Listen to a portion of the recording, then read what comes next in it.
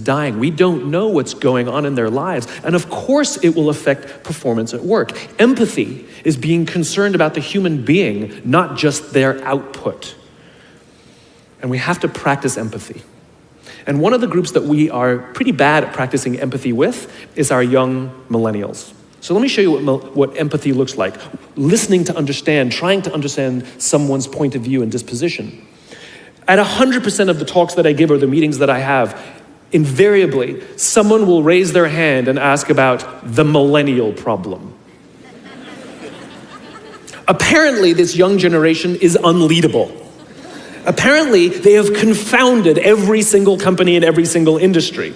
And so now it's at the point where companies have given up and are now just asking millennials, what do you want? And so they say, we want free food and bean bags. And so now every company has free food and bean bags, and guess what? Nothing has changed. So what I thought I would do is show you what empathy looks like.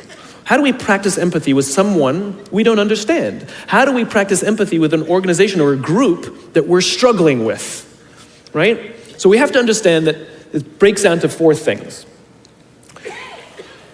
I've broken it down into parenting, technology, impatience, and environment.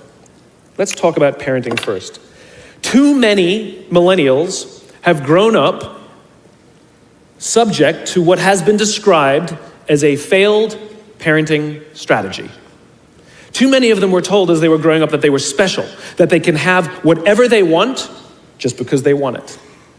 They got medals for coming in last. They got participation medals, right? And the science on this is already good. We know that it devalues the feeling that somebody who works hard and comes in first place, and it actually makes the person who comes in last embarrassed because they know they don't deserve it. So it actually makes them feel worse. It actually doesn't help.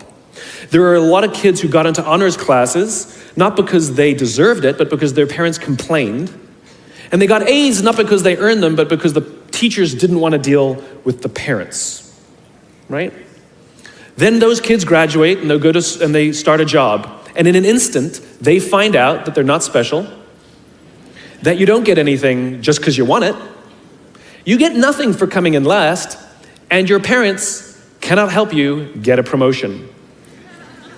And in an instant, their entire self-image is completely shattered. In an instant, the way they view themselves has completely changed, turned on its head. And so what you find is that there's an entire generation